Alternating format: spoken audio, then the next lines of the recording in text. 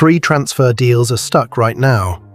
Alvarez to Arsenal, Barcola to Liverpool, Fernandez to Man City, and every outlet is blaming the same thing: money.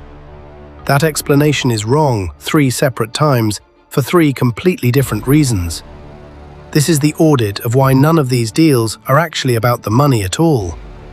Let's start with Alvarez, because this is the one where the money explanation falls apart fastest.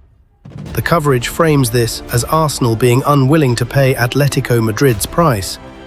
But that's not actually the situation on the table. Arsenal haven't made a bid.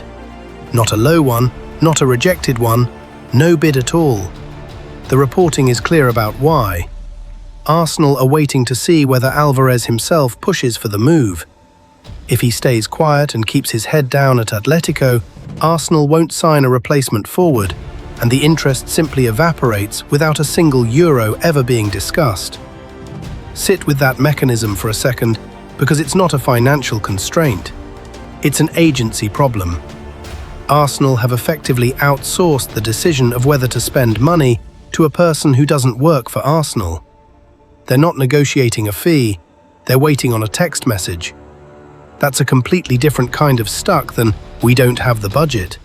It's a club that has decided it would rather lose a transfer target entirely than be the party that initiates the pressure. Whether that's smart asset management or excessive caution depends on your view, but it is definitively not a story about money. Atletico hasn't even had the chance to say no to a number yet. Now compare that to Barcola, because this is where money actually is the story, just not in the way PSG are greedy coverage implies. PSG's asking price sits around £145 million. Liverpool have looked at that number and judged it too high to proceed. On the surface, that sounds identical to every other stalled deal in football.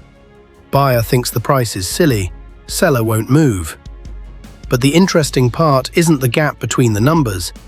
It's what determines where each side's number comes from in the first place. PSG's 145 isn't arbitrary. It reflects what they believe are top-tier wide forward costs in a market where elite attacking talent has been resetting price ceilings all summer.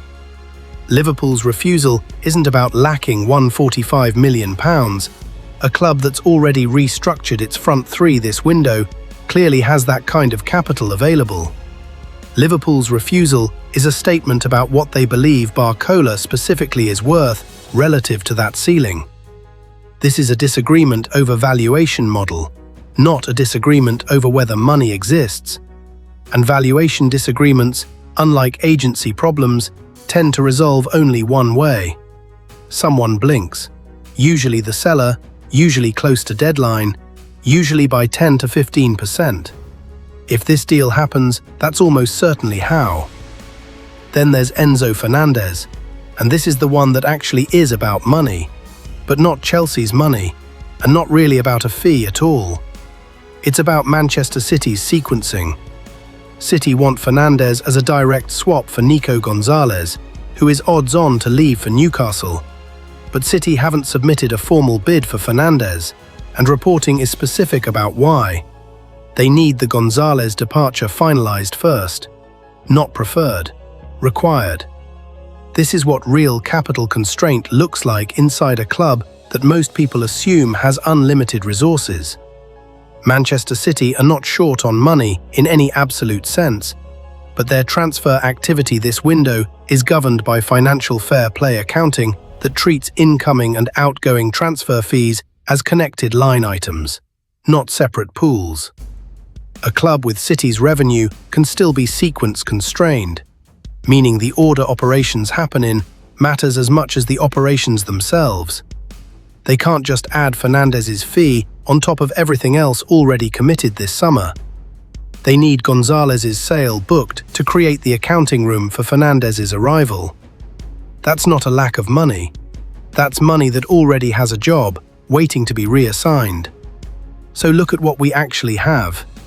3 deals, 3 different points of failure, and none of them fit the lazy, transfer money framing that deadline day coverage defaults to. Alvarez is stuck on a decision that isn't Arsenal's to make. Barcola is stuck on two clubs using different math to price the same player. Fernandez is stuck on an accounting sequence that has nothing to do with whether the money ultimately exists. Here's why that distinction actually matters beyond just getting the story right.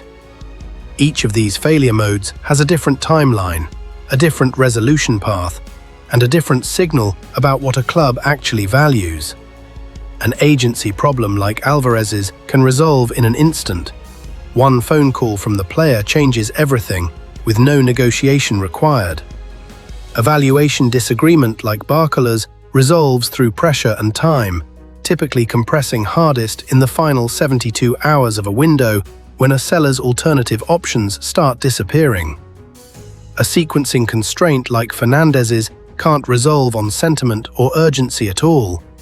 It is mechanically locked behind a separate transaction completing first, no matter how much either club wants the deal. Which means, if you're trying to guess which of these three actually gets done before the window closes, you're not asking who has more money.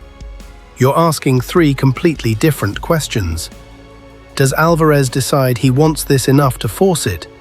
Does PSG's resolve on 145 crack under the pressure of a closing window with no other buyer at that number? And does Nico Gonzalez's move to Newcastle actually get finalized in time to free up City's accounting room for anyone else? That last one is worth sitting with because it's the most fragile of the three.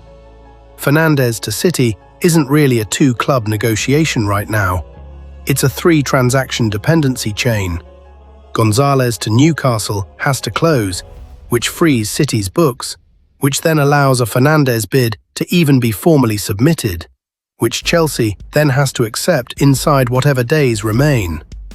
Every other link in that chain has its own chance of failing independently, and City don't control most of them. A deal that looks, on paper, like City want Fernandez is actually 4 separate yes votes that all have to land in sequence in a window measured in days. Compare the fragility of that chain to Barcola's situation, where the entire outcome hinges on exactly one number moving on exactly one side. Or to Alvarez, where the entire outcome hinges on one person's private decision that neither club can influence with money at all. 3 deals that get flattened into the same will they spend or won't they narrative every deadline day, and underneath that flattening are 3 structurally unrelated mechanisms, each one telling you something different about how modern football clubs actually make decisions. That's really what deadline day coverage misses every single year.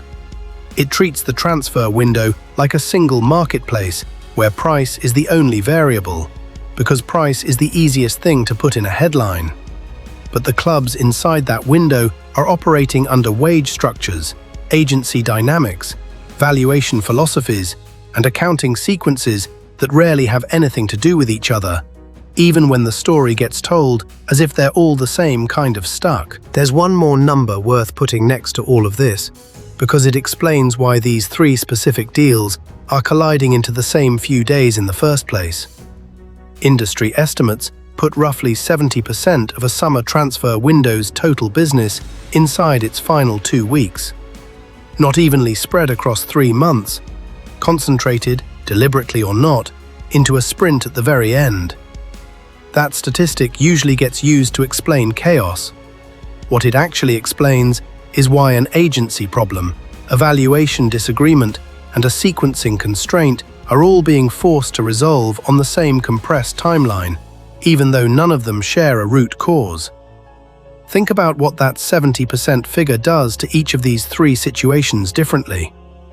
For Alvarez, it compresses the window Arsenal have to wait for a phone call that may never come. Patience has a hard deadline now. For Barcola, it's the exact mechanism that usually cracks a valuation standoff. PSG's alternative buyers thin out fast in the final week, and a seller with fewer options at 145 starts recalculating what acceptable means. For Fernandez, it's the least forgiving of all 3, because a 3-transaction dependency chain that might comfortably resolve over 6 weeks suddenly has to complete in days. Gonzalez to Newcastle, City's books clearing A bid landing, Chelsea saying yes, all inside a window that's already ticking on borrowed time. That's the part deadline day coverage gets backwards almost every year. The chaos isn't caused by clubs suddenly discovering urgency. The chaos is 3, 4, 5 structurally unrelated bottlenecks, each one a different kind of stuck, all getting shoved into the same 70% sprint, competing for headlines that flatten every one of them into will they spend the money? Different mechanism, different clock, same deadline. That collision is the real story of deadline day, and it has nothing to do with how much money is sitting in anyone's account. Which leaves one last question worth asking, and it's the one most coverage never gets around to. What happens to each of these three situations the moment the window actually closes? Alvarez's agency problem doesn't disappear. It just loses its urgency until January, when the same phone call either gets made or doesn't, on a much slower clock. Barcola's valuation gap doesn't resolve itself either. PSG either holds 145 into the next window, betting a new buyer materializes, or quietly revises it downward once the current pressure evaporates. And Fernandez's dependency chain simply resets. Nico Gonzalez's move to Newcastle still has to happen on its own timeline, and City's accounting room opens up whenever it opens up, deadline or no deadline. None of these three problems actually needed the deadline to get solved.